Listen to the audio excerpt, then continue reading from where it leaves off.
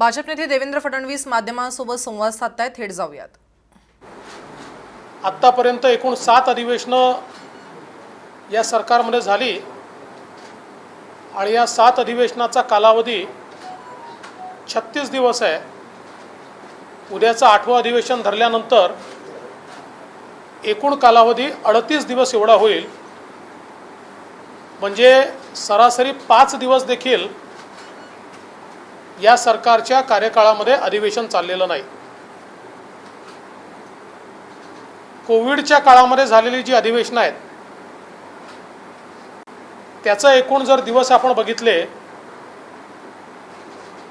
तर ते 14 आहेत. 14 दिवस हे 2 दिवस पकडून कोविडच्या काळातली अधिवेशनं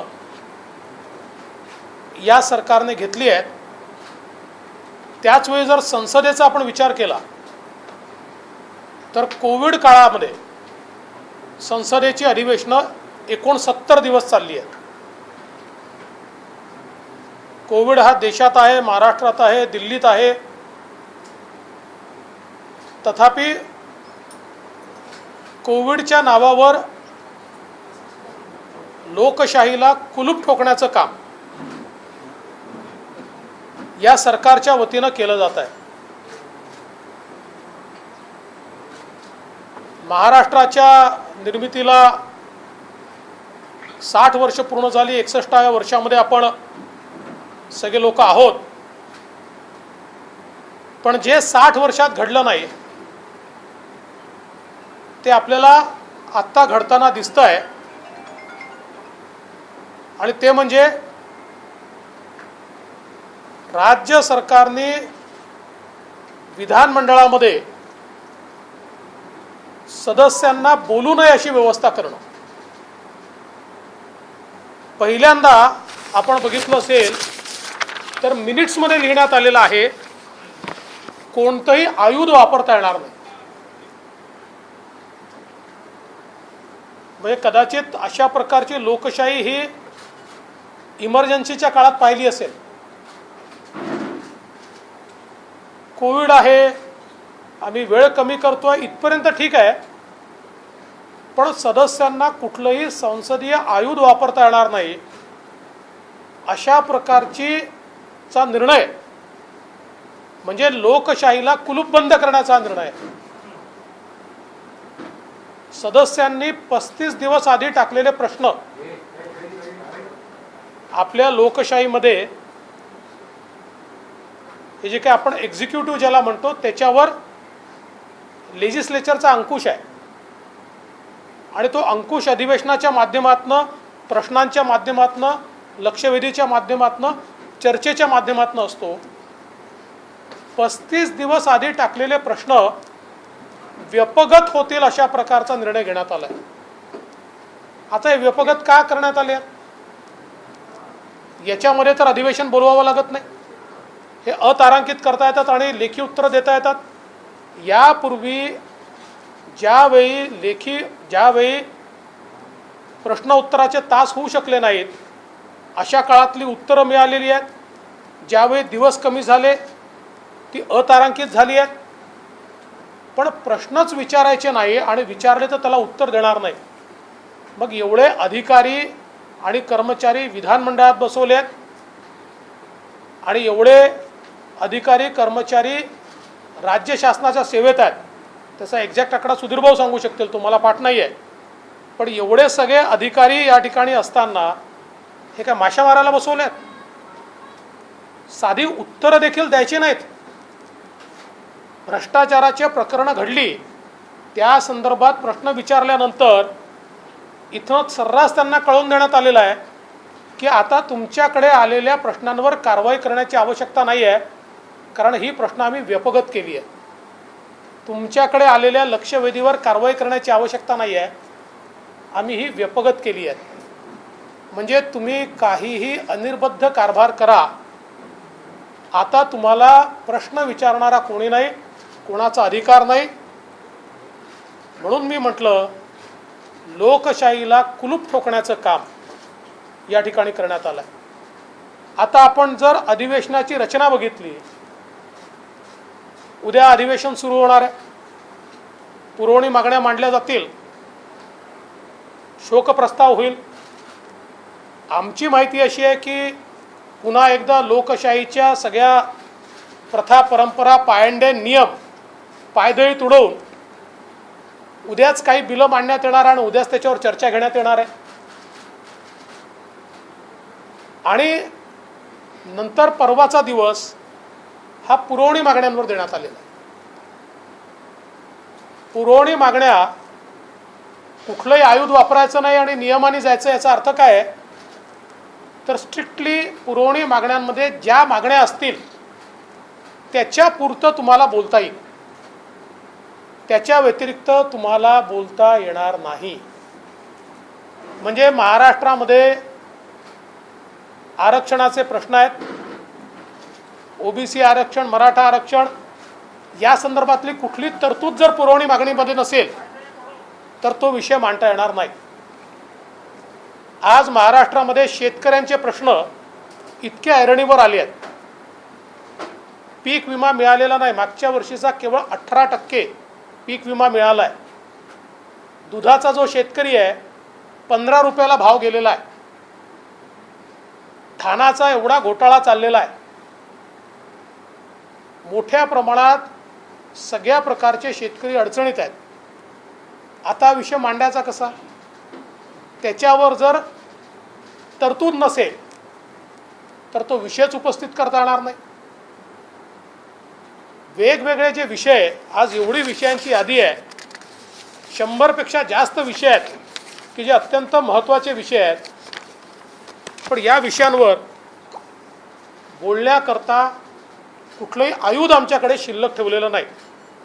कोरोनाची स्थिती असेल, कोरोनाच्या मृत्यूची लपवाछपवी असेल, म्युकरमायकोसिस सारखे आजार असतील, लॉकडाऊनमुळे तयार झालेल्या 12 बलुतेदारांच्या समस्या असतील, विविध घटकांचे प्रश्न असतील, शेतकऱ्यांचा प्रश्न तर मी सांगितलेच आहे.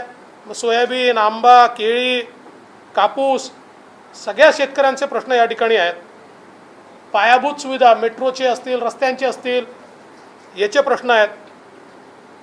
राज्यात गुंतवणुकीचा ओघ थांबलेला आहे, त्या संदर्भातले विषय आहेत. आणि विशेषतः मोठ्या प्रमाणात राज्याच्या विविध खात्यांमध्ये होणारा भ्रष्टाचार, या भ्रष्टाचारावर आम्ही बोलूच नये अशा प्रकारची अधिवेशनाची रचना यावेळेस करण्यात आली आहे. कारण यातले 90% विषय हे पुरवणी मागण्यांमध्ये नसतील आणि त्यामुळे त्याच्या संदर्भात आम्हाला टेक्निकली बोलू दिलं जाणार नाही, हे स्पष्टपणे या ठिकाणी दिसतं आहे.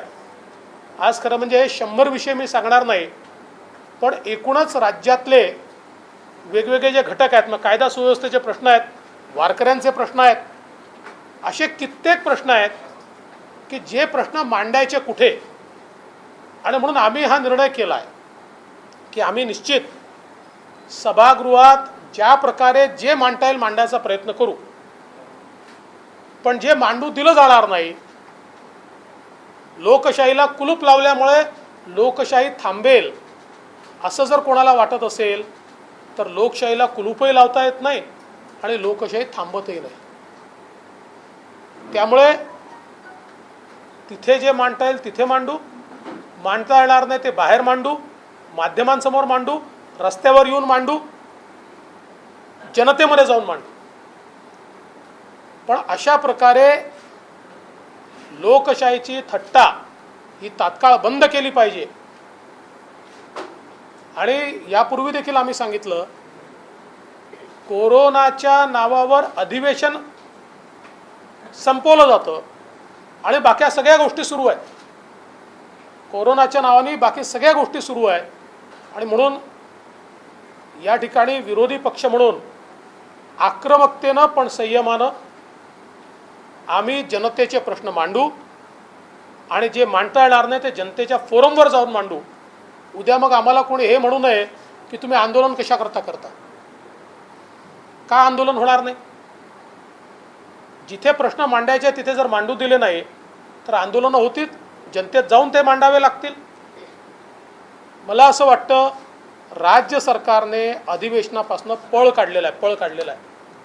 हे सरकार अधिवेशन फेस करू शकत नाही. ज्या प्रकारे वसुलीचे प्रकरण या सरकारमध्ये बाहेर येत आहेत, ज्या प्रकारची वेगवेगळी प्रकरणं आता येऊ घातली आहेत, यामुळे अधिवेशनच फेस करायचं नाही असा सरकारचा प्रयत्न दिसतोय. पण आम्ही सरकारचा चेहरा उघडा पडल्याशिवाय राहणार नाही. चहापानला जी परंपरा असते त्यासाठी तुम्हाला बोलवलं नाही, याच्यावर तुमची काय प्रतिक्रिया? तुम्ही जाणार न जाणारा समाज तेव्हा काय? अहो, चहापान ही तर फार छोटी परंपरा आहे. जे नियम कायदे आणि परंपरा त्या सगळ्याच पायाखाली तुडवल्या जात आहेत. प्रश्न विचारायचे नाही म्हणजे काय? दिलेले प्रश्न व्यवगत होतात म्हणजे काय? ज्यांनी लोकशाहीला कुलूप लावला आहे त्यांच्याकडनं चहापानाला बोलवणं याची आणि निमंत्रण मिळेल अशी अपेक्षाच वेड्यासारखी आहे. विरोधकांच्या प्रश्नांना फेस करायचं नाहीये म्हणून सरकार विधानसभा अध्यक्षपदाची निवडणूक घ्यायला खबरते का? भाजपा कुठेतरी विधानसभा अध्यक्षपदाच्या निवडणुकीमध्ये सरकारची अडचण करू शकतं म्हणून ते निवडणूक पुढे ढकलत आहेत. 3 पक्षामध्ये कुठलंही एकमत नाही. आमचं अतिशय स्पष्ट म्हणणं होतं की तुमच्याकडे मेजॉरिटी आहे ना, मग एवढं महत्त्वाचं पद रिकामं का ठेवतं? हे पद भरलं गेलं पाहिजे. परंतु आत्ता तरी जी परिस्थिती दिसते आहे, मला माहीत नाही त्याच्यात काही बदल झाला तर, अध्यक्षाची निवडणूक होईल अशा प्रकारचं चित्र हे मला काही दिसत नाही. सरकारमध्ये जो काही मोठ्या प्रमाणात विसंवाद आहे त्या विसंवादातनं ही परिस्थिती आज तयार झालेली पाहायला मिळते. कई सारे एमएलए भी नाराज बताए जा रहे हैं और सरकार इसमें अगर इलेक्शन होता है तो सरकार गिर सकती है, खतरा हो सकता है, इस कारण सरकार भाग रही है, ऐसा आपको लग रहा है? देखिए, कुछ चीज़ें जो होती है ना, ये लार्जर पॉलिटिकल स्ट्रेटजी का भाग होती है. और ऐसी लार्जर पॉलिटिकल स्ट्रेटजी ये हम प्रेस कॉन्फ्रेंस में तो नहीं बोल सकते. महाविकास आघाडीचे अनेक नेते म्हणतात की भाजप केंद्राकडे पत्र पाठवून कुठेतरी दबाव आणण्याचा प्रयत्न करते. मग रोहित पवार म्हणतात, मुश्रीफ म्हणतात, सर्वजण म्हणतात हा दबाव आणण्याचा प्रयत्न सुरू करतो. मला असं वाटतं की दबाव आणण्याचा विषयच नाही आहे. आज ज्या सगळ्या चौकशा चाललेल्या आहेत माननीय उच्च न्यायालयाने दिलेल्या आदेशामुळे चाललेल्या आहेत. माननीय उच्च न्यायालयाचा आदेश हा आल्यानंतर जर चौकशा होत असतील तर उद्या तुम्ही असं म्हणाल की उच्च न्यायालय देखील दबाव आणताय. विरोधी पक्षाचं काम काय आहे? एखादा घोटाळा बाहेर आला, एखादा आरोप झाला, एखादं पत्र बाहेर आलं तर त्याच्यावर चौकशी झाली पाहिजे अशी मागणी करणं हा विरोधी पक्षाचं काम आहे, तो आमचा अधिकार आहे. आणि आमच्या अध्यक्षांनी जे पत्र पाठवलं आहे ते हेच पत्र पाठवलेलं आहे की अशा प्रकारे इतके गंभीर आरोप होत असतील तर या आरोपांची चौकशी झाली पाहिजे.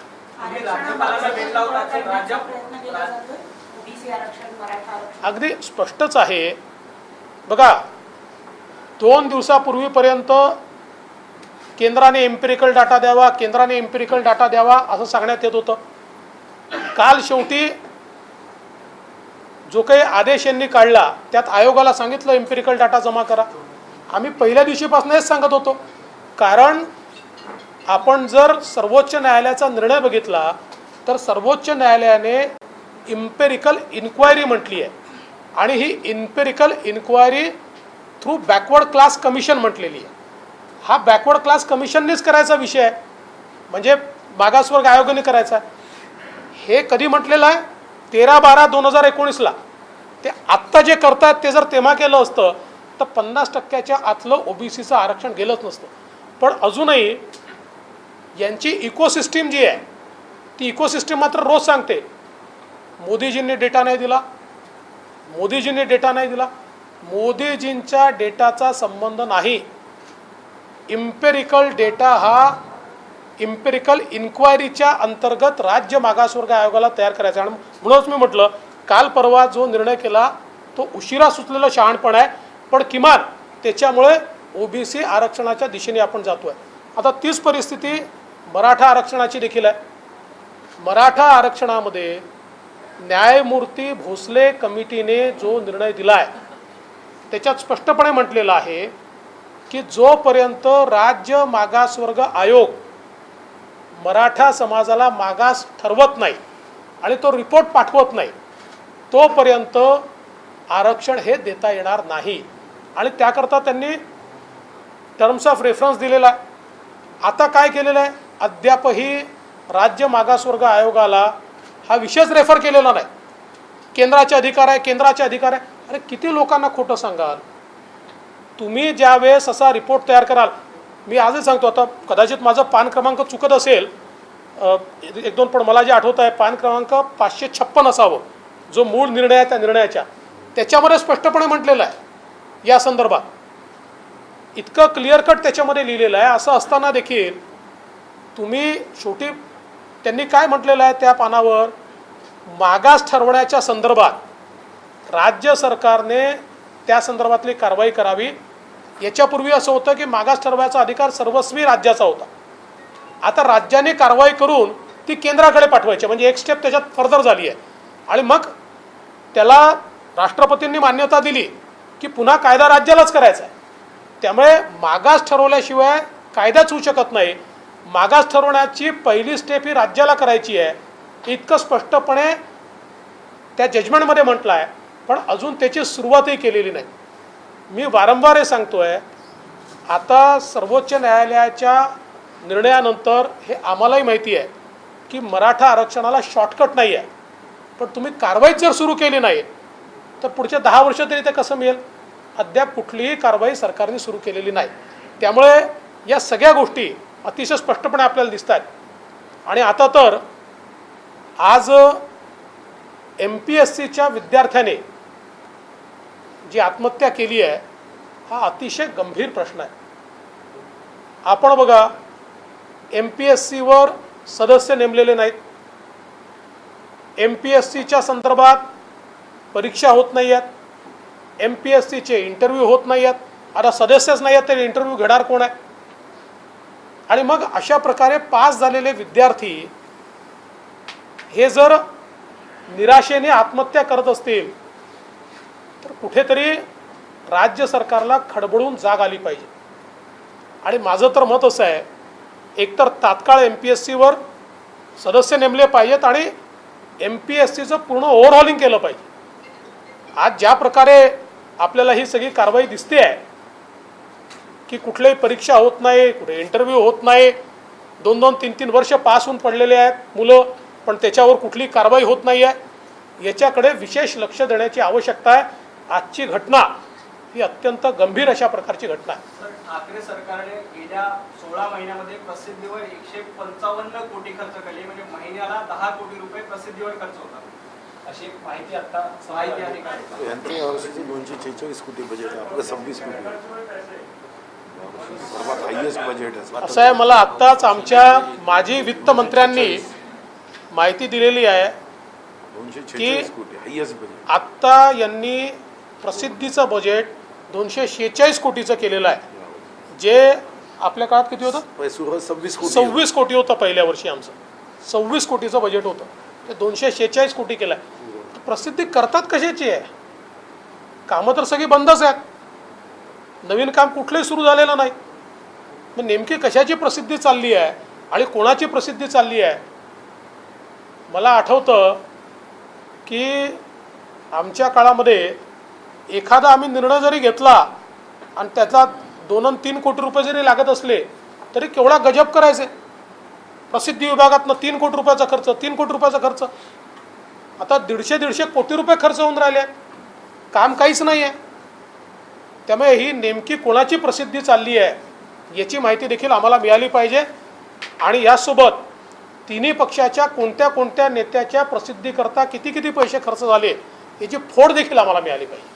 त्यात अन्याय नको ना, म्हणजे तेही आम्हाला कळलं पाहिजे. सर, अधिवेशन आणि निवडणुका जवळ आल्यावर केंद्रीय संस्थांचा वापर मोठ्या प्रमाणात विरोधक करताना दिसून येतात आणि त्याच्यामुळे राजकारण अस्थिर करण्याचा प्रयत्न जे आहे ते करतायत असा आरोप महाविकास आघाडीकडून केला जातो. त्यांचा आरोप आहे ना, तुमचा नाही आहे ना हा आरोप. ते दुसरा आरोप काय लावणार आहे. याचं कारण आहे, मी पुन्हा एकदा सांगतो, या सगळ्या कारवाया सगळ्या माननीय उच्च न्यायालयाच्या निर्णयाप्रमाणे होत आहेत. यातली कुठलीही कारवाई राजकीय सुडापोटी नाही, यातला कुठलाही निर्णय केंद्र सरकारने घेतलेला नाही. या संदर्भात उच्च न्यायालयाने माननीय उच्च न्यायालयाने निर्देश दिल्यानंतर, म्हणजे अगदी काल परवा झालेली जरंडेश्वरची कारवाई असेल, माननीय उच्च न्यायालयाच्या निर्णयानंतरच झालेली आहे, किंवा अनिल देशमुख यांच्या प्रकरणातली कारवाई असेल, माननीय उच्च न्यायालयाने निर्णय दिल्यानंतरच ती झालेली आहे. या सगळ्या कारवाया माननीय उच्च न्यायालयाच्या निर्णयानंतर झालेल्या आहेत. मग आता उच्च न्यायालय जर निर्णय देत असतील तर केंद्रीय संस्थांनी हातावर हात धरून कसं बसता येईल? सर, भाजपचे मित्रपक्ष असलेले आणि केंद्रीय मंत्री दरंडेश्वरप्रमाणे अन्य साखर कारखाने त्यांच्या पण चौकशीची मागणी करण्याची असं आहे की ही सगळा चौकशीचाच भाग आहे. आपण जर बघितलं असेल, मला एक्झॅक्टली कुठल्या ते कल्पना नाही, पण त्याच्यामध्ये 8 वेगवेगळ्या कारखान्यांचं मेन्शन त्या ठिकाणी आहे. आणि जो मूळ निर्णय आहे त्या निर्णयामध्ये मी जर चुकत नसेल तर 42 वेगवेगळ्या कारखान्यांचा त्या ठिकाणी उल्लेख करण्यात आलेला आहे.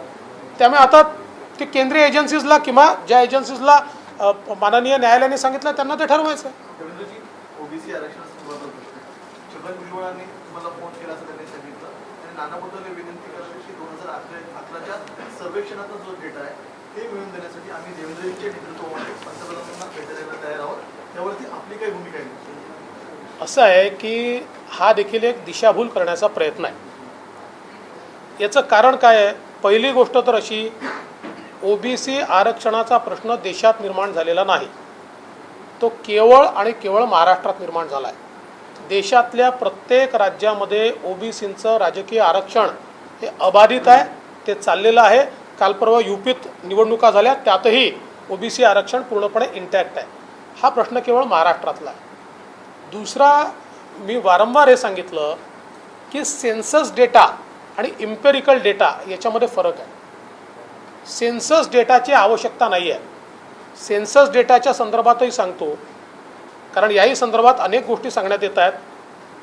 हा सेन्सस झाल्यानंतर UPA सरकारच्या काळामध्ये याच्यामध्ये हा SECC होता, म्हणजे सोशिओ इकॉनॉमिक कास्ट सेन्सस. त्यातलं सोशिओ इकॉनॉमिक त्याचवेळी देण्यात आलं आणि कास्ट सेन्सस हे विथहोल्ड करण्यात आलं. हे विथहोल्ड करण्याचं कारण असं होतं की त्याच्यामध्ये 8 कोटी चुका होत्या, 8 कोटी. त्यानंतर नवीन सरकार आल्यानंतर मोदीजींच्या नेतृत्वात त्याच्यावर एक कमिटी बसवण्यात आली. त्या कमिटीच्या असं लक्षात आलं की 8 कोटी चुका आहेत. एकट्या महाराष्ट्रामध्ये मी चुकत नसेल तर जवळजवळ 70 लाख चुका महाराष्ट्राच्या डेटामध्ये आहेत. आणि म्हणून जाणीवपूर्वक हा निर्णय घेण्यात आला की हा डेटा जर अशा प्रकारे गेला तर त्यातनं अनेक अडचणी असू शकतात. म्हणून त्याच्यावर एक समिती बसली, तो डेटा सुधारवता येईल का असा प्रयत्न त्या समितीने सुरू केला आणि त्या संदर्भातले सगळे मुद्दे आपल्यासमोर आलेले आहेत. मुळात आम्ही हा डेटा ज्यावेळेस मागायला गेलो, आम्ही मागितला होता. का मागितला होता? आमच्या काळामध्ये आरक्षणाची केस ही 5 जिल्ह्यांची 50% वरची होती. 5 जिल्ह्याची 50% वरची. त्यावेळी आमच्या वकिलांनी आम्हाला सुचवलं की आपण जर या ठिकाणी काही सेन्सस डेटा मिळवू शकलो तर हे 50% वरचं आपण त्यांना प्रपोर्शनल रिप्रेझेंटेशनचा ऑर्डिनन्स काढून ते वाचवायचा प्रयत्न करू. पण ज्यावेळेस आम्ही ते पत्र पाठवलं आणि त्याचं उत्तर आलं त्यावेळेस मी स्वतः केंद्र सरकारशी बोललो आणि त्यावेळेस त्यांनी माझ्या नजरेस आणून दिलं की हा जो काही डेटा आहे या डेटामध्ये इतक्या मोठ्या प्रमाणात चुका आहेत की अशा प्रकारचा डेटा दिला तर एकतर त्याने तुम्ही आरक्षण जस्टिफाय देखील करू शकणार नाही आणि त्यातनं मोठ्या प्रमाणात अडचणी होतील. आणि म्हणून आम्ही याच्या संदर्भातली आमची कमिटी काम करते. अजूनही हा डेटा कसा ठीक करायचा या संदर्भातले निर्णय झालेले नाहीत. आणि म्हणून मग आम्ही ऑर्डिनन्सच्या आधारावर कोर्टात गेलो आणि कोर्टाने 50%च्या वरचं 5 जिल्ह्यातलं ओबीसीचं आरक्षण हे खारिज केलं नाही, ते देखील वाचवलं. त्यानंतर या सरकारच्या काळामध्ये ते 50%च्या वरचं राहून गेलं आणि 50%च्या आतला विषय आला. आणि त्यावेळी 13/12/2019 रोजी पुन्हा एकदा कोर्टाने सांगितलं की कृष्णमूर्तीच्या जजमेंटप्रमाणे कारवाई करा. म्हणजे काय करा? आत्ता जी केली आहे, राज्य मागासवर्ग आयोग तयार करा, इम्पेरिकल इन्क्वायरी करा. त्यावेळेस जर आम्ही नुसता हा आदेश काढला असता आणि कोर्टाला नेऊन दाखवला असता तर जसं देशाच्या इतर सगळ्या भागांमध्ये 50% आतलं ओबीसी राजकीय आरक्षण टिकलेलं आहे तसंच महाराष्ट्रातलं टिकलं असतं. 15 महिने आम्ही ते केलं नाही आणि म्हणून कोर्टाने, तुम्ही कोर्टाचा निर्णय बघा, त्यात त्यांनी नमूद केलं आहे की फ्लिम्झी ग्राउंड्सवर राज्य सरकार केवळ तारखा मागते आहे आणि या ठिकाणी जी कारवाई सांगितली आहे ती करत नाही आहे आणि त्यामुळे ते गेलेलं आहे.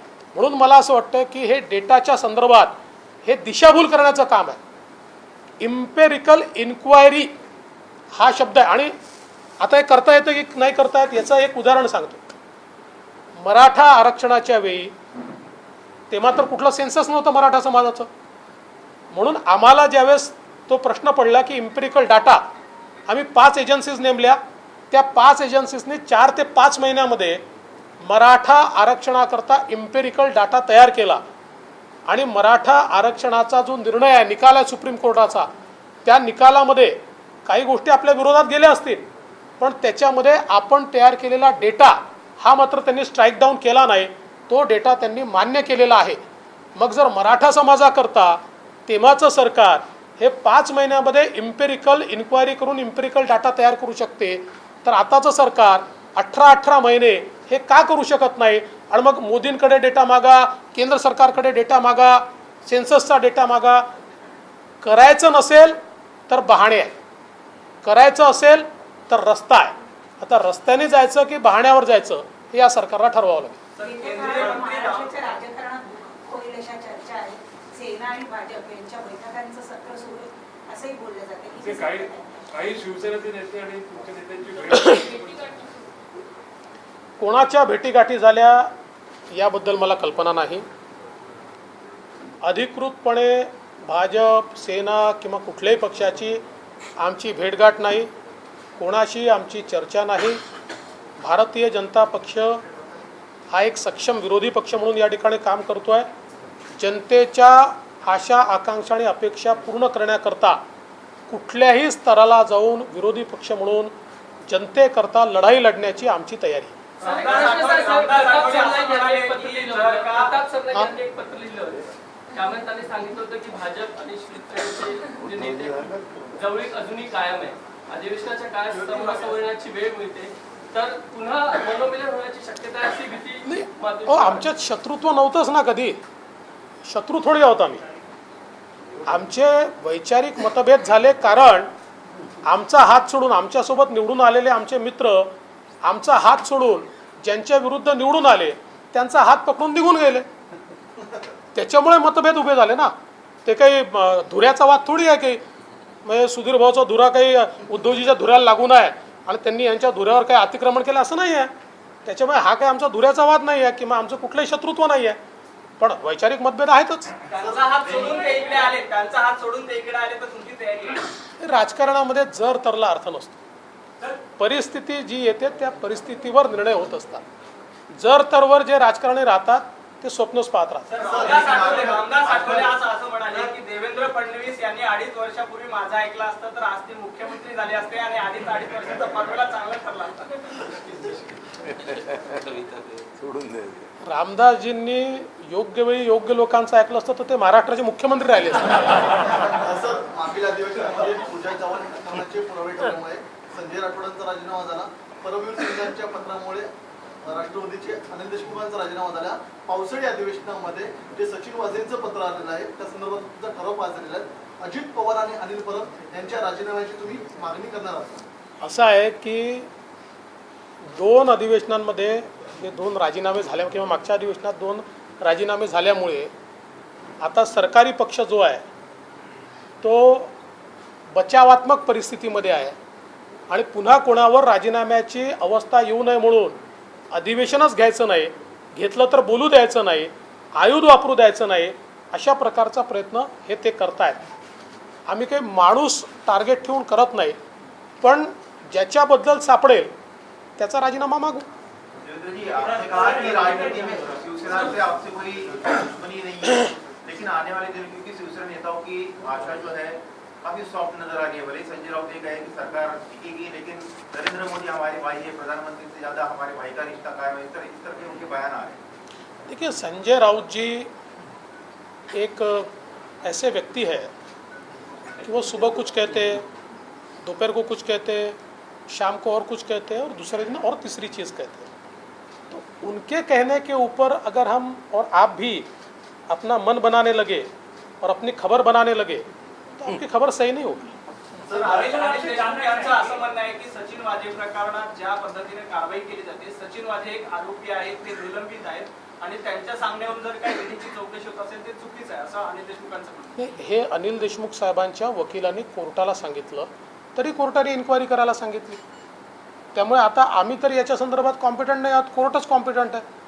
कोर्टाने जर हे म्हणणं मान्य न करता कोर्टाला असं वाटलं की याच्यामध्ये काहीतरी तथ्य आणि इन्क्वायरी झाली पाहिजे असं जर कोर्टाला वाटत असेल तर मग देशमुख साहेबांना किंवा मला वाटण्याचा काय अर्थ आहे?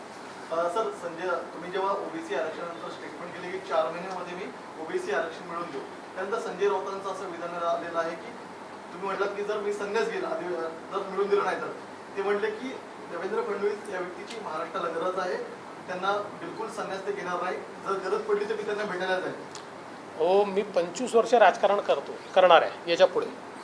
त्यामुळे मी जेव्हा एखादी गोष्ट बोलतो तेव्हा विचारपूर्वक बोलतो. मला हे माहिती आहे की संन्यास घ्यायची गरजच पडणार नाही आहे, कारण जे करण्यासारखं आहे ते हे करत नाही आहे. विचारपूर्वक बोललो आहे. जे करता येण्यासारखं आहे ते हे करत नाही आहेत म्हणून तो विषय मी त्या ठिकाणी बोललो आहे. आणि हे खरंच आहे, आता म्हणजे महाराष्ट्राच्या राजकारणाला सगळ्याच प्रकारची गरज आहे ना. माझीही गरज आहे, त्यांचीही गरज आहे, यांचीही गरज आहे, सगळ्यांचीच गरज आहे. कारण त्याशिवाय राजकारण शेवटी कसं असतं बघा, राजकारण काही एका पक्षाचं नसतं ना. राजकारणामध्ये पक्ष पाहिजे, विरोधक पाहिजे, सगळ्या प्रकारचे लोक पाहिजे. त्यामुळे ठीक आहे, त्यांच्या शुभेच्छा समजूया. भविष्यात होणाऱ्या कधी युतीची गरज आहे का सर? भविष्यात होणाऱ्या कधी युतीचीही गरज आहे का? काय काय भविष्यात होणारी कधीची युती नाही तुमची गरज आहे का?